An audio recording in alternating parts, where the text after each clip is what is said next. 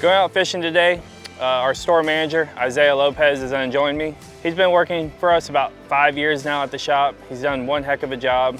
He's our store manager. When it comes to artificial fishing, fishing inshore, he's dialed in and he's one heck of an angler.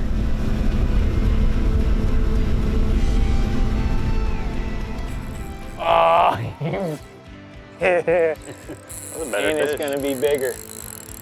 Oh no, it's gonna be bigger. that one might have a 3 at the beginning of it. No shot.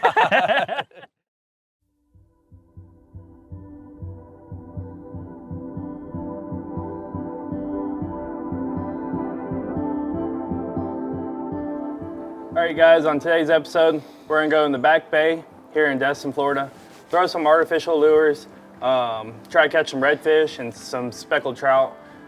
Isaiah, what's the game plan today? So the game plan is gonna start out throwing some topwater. Today the forecast is gonna be pretty overcast, so hopefully we have a little longer time to throw topwater.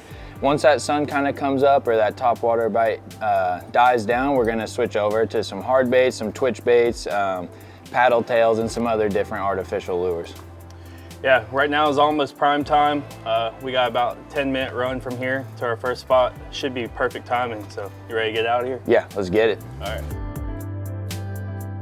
A couple of weeks ago, Josh had mentioned that he was filming around this time, and I had to check my schedule to make sure that I had the time to get off, but it came up relatively quicker than the last couple of seasons about getting together and fishing. So a little bit last minute, but I had plenty of time to get out there, and he wanted to do an artificial episode inshore, so I thought that's right up my wheelhouse. I'd love to do that.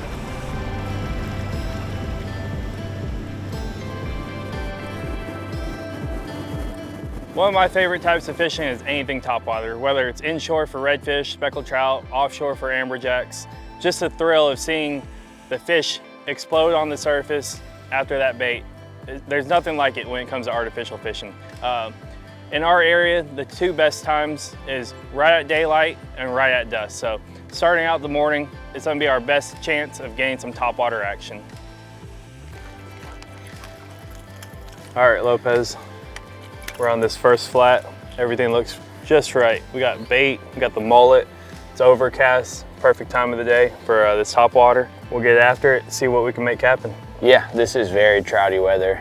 It's cooled off a little bit. I had similar conditions last week, and the trout bite was really good, so I'm pretty optimistic today. We just missed one, hooked up, pulled the hook, but yeah, they seem to be here, lots of bait. It's perfect for it, so let's get after it. Our game plan was to throw topwater to start the day off. There's live bait, little greenies popping the surface everywhere, the mullet were jumping. Everything looked ideal for a perfect morning. So really what we're looking for is obviously we want, nice grass, bait fish. We're tucked out of the wind, so it makes it a little bit easier to cover ground, but especially those spotty grass and sandy areas. A lot of trout and redfish like to sit in there. So just working the edges of hard grass lines, sometimes in open grass works too. That's kind of what we're doing now, and a little bit deeper water. And these trout seem to be chasing these greenies, so we switched over from topwater to this little guy here. It just mimics a little greenie or small mullet, and it's really turned the bite around for us. So it's been a good start to the morning. We're just gonna keep fishing this spotty grass and sand and go from there.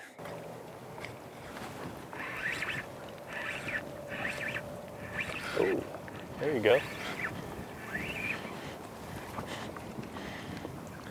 Oh, got one all over my topwater over here. This is the scariest part. Broke the ice. All right, first fish of the day. So we've been throwing topwater most of the morning, and we've gotten quite a few bites. We've been seeing a bunch of bait, bunch of greenies, so I decided to switch over to the Yozuri twitch bait, and it just mimics those greenies. I was throwing white at first, I switched over to green, and that was probably my 4th or 5th cast, so we might have to switch over, try something a little bit different. Not a giant, but it's a start. There seems to be a good bit of fish in here, so we'll go ahead and get him unhooked back in the water and look for something a little bit bigger. Yeah, I just had a bite on this topwater as well, so we'll get back after it. Beginning of the morning, we decided to start off with topwater, which is right up my alley. I really enjoy throwing artificial, especially like mornings like we had when we went out, where it's very overcast, a little chop to the water. You know, starting off throwing topwater majority of the morning is one of my favorite things to do in those conditions. I'm almost certain those are Spanish. About to find out. That's a trout. Double hookup. Double. There you go. Oy. Whoa. That was the right switch. We were getting the bites down here on the topwater lures. Just they weren't committing. Switched over to the Yozari twitch bait. We're getting them now. It's getting close to that winter time, so you'll find that a lot of these smaller fish will school up together, and just like that, you could probably sit over these guys and just throw them back in the water like that. But yeah, they school up in the winter time. It's starting to get colder out, so you can go and catch 100 of them if you want. There's plenty of bait on this flat. They're feeding. It's also what happens when it starts to get cool out. They're a lot more frisky, some people would say. But we're still looking for the mama trout, papa trout. Just gotta weed through some of the small ones, but we'll get them.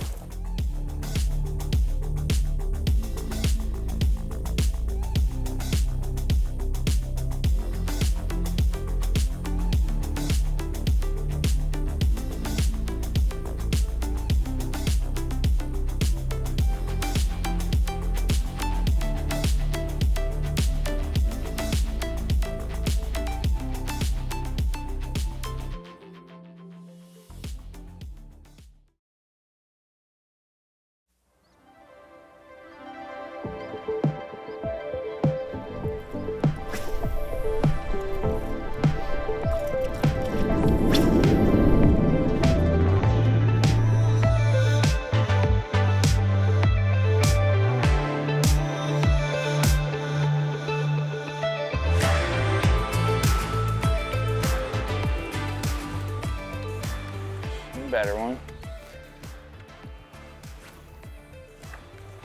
It's like Louisiana trout fishing. All right, Lopez, we found the schoolie trout. We're getting them almost every other cast. We're getting a bite right now. But yeah, it's fun to start the morning, so I think it's time to switch it up. Maybe go look for a little bit bigger trout, bigger redfish, something like that. Yeah, I think we'll make a big move, head down the bay. See if we can get some bigger fish. Yeah, oh, for look sure. at that. Oh. As we're talking. Release this guy. We'll get out of here. When it comes to throwing artificial in our bay, it's always best to have a game plan and having several different areas and zones that you want to work. Start off the day, we wanted to throw the topwater and take advantage of the first 30 to 45 minutes of daylight. So we stayed close, worked the flat. We did get some bites topwater fishing and switched over to some twitch baits. We were catching some fish, but we wanted to switch up and try to get some better quality fish. The fish we were catching were about 14, 15-inch fish, and we knew it was time to make another move, make our big move to down the sound and see if we can get on some better quality fish. All right, Isaiah, we made a pretty good run. This is more your stomping grounds. I don't get to fish it too often, doing charters and stuff. It's a pretty good run, but real good fishing down here. How long have you been fishing down this area? Yeah, so I started fishing here close to 8-9 years ago. I went and played college soccer at UWF in Pensacola, and you know, I just kind of started wade fishing here and catching redfish and trout, and upgraded to a skiff, and I've been fishing in a skiff in this area about 5 years now, and it's really good. It's a little bit more quaint, not as much traffic quite as back home, and the fishing can be really good. You know, a lot more fish, less pressured fish. Usually you see a little bit better result in artificial. You don't have to spend as much time trying to get live baits and stuff. So I like making the run over here. It's good peace of mind not having a bunch of boats around you, for sure. Yeah, I mean, it looks perfect right now. We got good spotty grass, the bait's here. We got some mullet. We got that trout right off the bat, so We'll keep on throwing and see if we can get a redfish. Yeah, just keep chugging along. I don't know if sight fishing is gonna be our thing today with how overcast it is, but where they are at the moment. So whether or not we get them to bite is kind of on us. So we'll see what happens. Get some bait up here. We'll work this area. Originally, when I started fishing this area, I had came for college. I played college soccer, and being a college kid, you don't typically have a lot of money, but I spent a lot of time in my childhood and in college wade fishing. And over time, learning the waters with your feet and being out there in the environment, you start to learn a lot about these fish and be very up close and personal with them. And it wasn't up until recently, the last 5 or 6 years, where I decided to purchase my first skiff with my now wife. And learning everything from going from wade fishing to the skiff was a very big change, but also a new way to target these fish and a big learning curve for me. You want to go up in there? Or... Oh, nice fish. There we go. That's the fish we've been looking for. There we go. Get the net!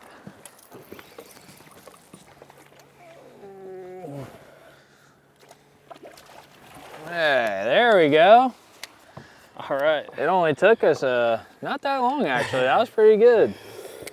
We made the move and, you know, paid off in the first 30, 40-ish minutes.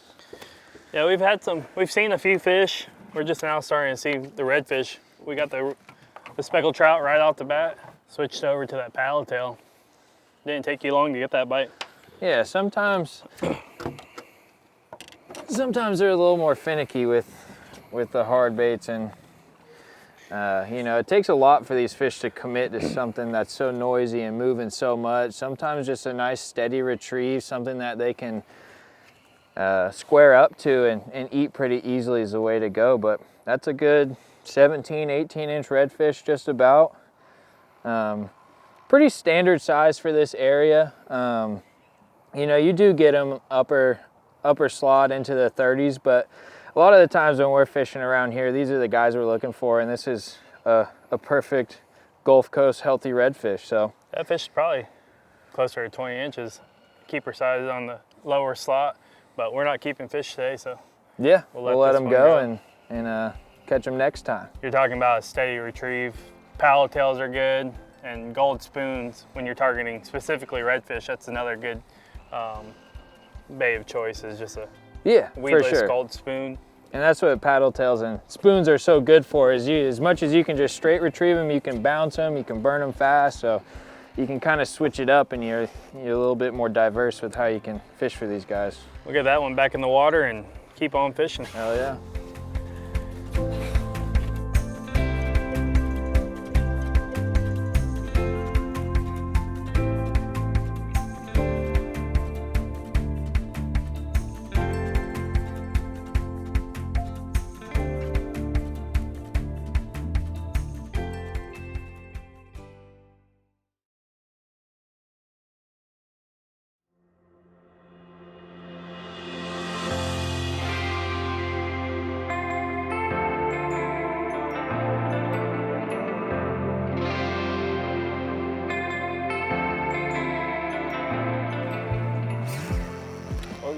That's a good fish. Trout. Good trout, I think. I knew there was gonna be a fish up in there. It's the first stock and a good stretch that we've seen some mullet. Nope, redfish. I thought it was a trout. He came up and shook his head like a trout. Net man. This might be the 16, 17-inch fish we were talking about, or I was talking about. Man, he's lit up. Look how colorful he is. A lot of times our fish here are super light, but. How big do you think this one is? 16, 20 17. 20 again. 20? 19 and a half. Maybe I'm just selling myself short. You are, look, 19 and a half is my guess. 18 and a half. So I've been working with the county with their tagging program with Alex Fogg. I started tagging fish with him about 2 to 3 years ago. This year I've tagged a lot. I think we're well over 100 fish. It's been a real cool experience. He texts me whenever some of the fish I've tagged and released get recaptured. So it's a real cool thing to see the fish recaptured, how far they moved, how much they've grown in whatever time period it's been between the captures of these fish. Something I really enjoyed over the last couple of years. We were able to tag a couple redfish today and just add to the data. All right, Isaiah, we're gonna stick a tag in this one. Me and you both been tagging a lot of fish. This one's a perfect size. Maybe get some research from it later when it gets caught again. Yeah. We'll stick a tag in it. We got the measurement already, and we'll let it go. Yeah, heck yeah. It's always good to tag some of these smaller fish, but kind of the downside to that is some people obviously like keeping redfish, so we hope that whoever catches this in the future allows it to swim off so we can keep collecting information on them.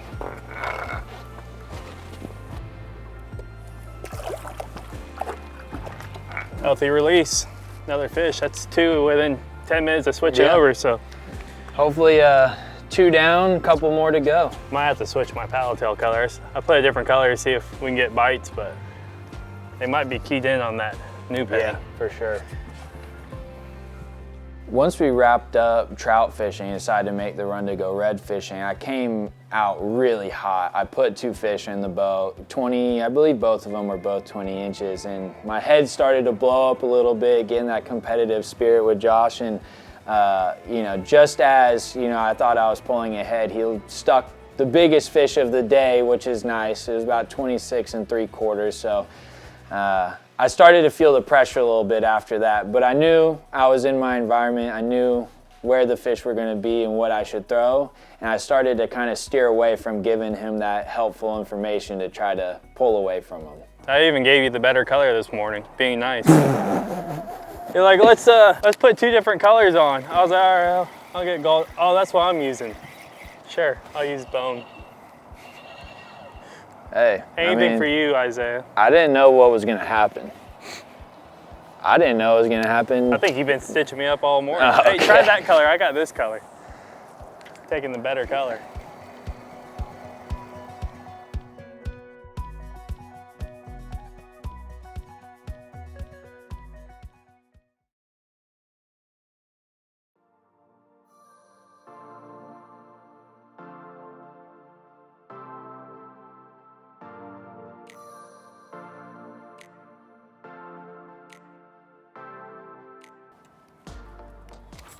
Oh,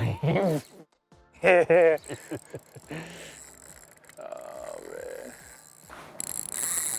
That's a better And fish. it's going to be bigger. Oh, no. It's going to be bigger. Oh, man, look. My God. Old net man, I've been here all day for you. You want to talk that smack about me not getting a fish? You ain't got them in yet. My fish is all the way here to the boat, and the net's not ready. This thing's green.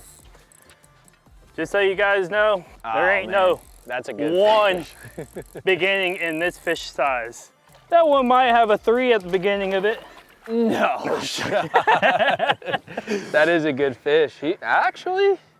So when it comes fishing with Isaiah, somehow it always becomes a competition. We started the day out, we were all fishing, we were both fishing, we were both catching speckled trout. We made the move, and I just couldn't land the redfish. He got 2 or 3 of them on the board, and all of a sudden the competitive side of him came out. I try not to start this with him. I always somehow pull it off at the end. Somehow every time we go fishing, he brings it up where the competition starts, and he started bragging about how many redfish he was catching and how I couldn't get one. All of a sudden I laid into the biggest redfish of the day. All right, you guys, this would be a good tournament redfish. It was just underneath 27 inches, real fat, girthy fish.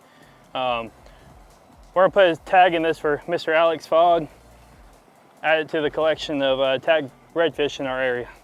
It'd be cool if we caught one that I've tagged. They're around, that's for sure.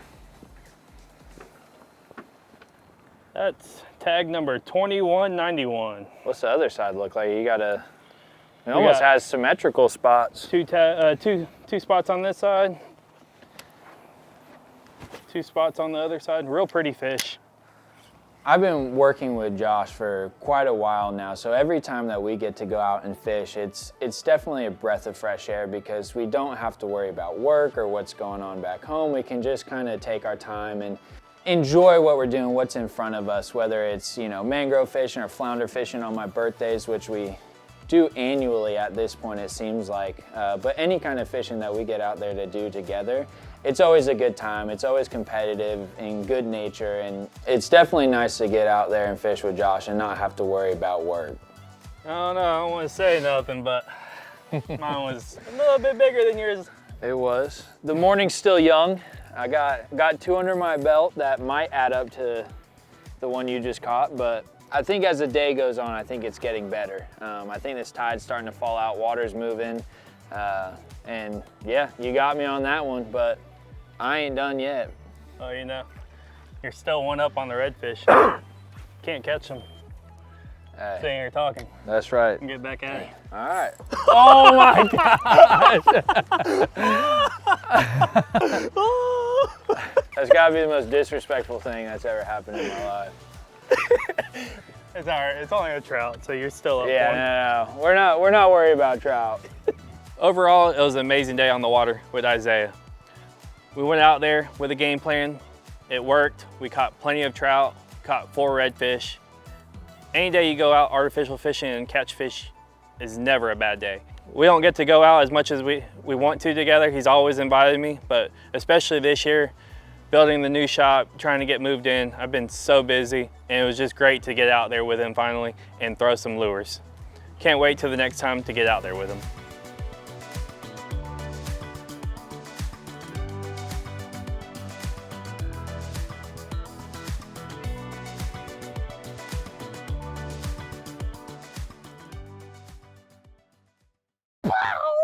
Wow!